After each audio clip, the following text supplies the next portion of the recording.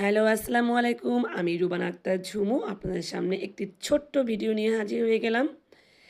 ভিডিওটি আশা করি শেষ পর্যন্ত দেখবেন, আপনাদের কাজে লাগবে। যাদের বেলি ফুলের গাছ রয়েছে কিন্তু ফুল ফোটে মাত্র ২-১টি করে, তাদের জন্য আমার আজকের এই ভিডিও।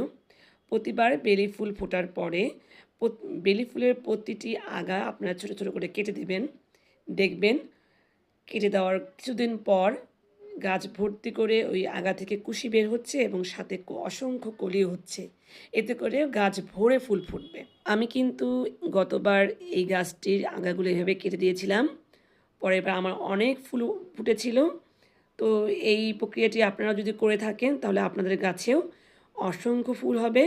যাদের গাছে ফুল হয় না তারা এই প্রক্রিয়াটি করে দেখতে পারেন। এই পদ্ধতিটি আপনারা করতে পারেন।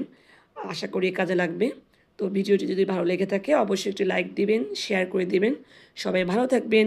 আল্লাহ হাফেজ।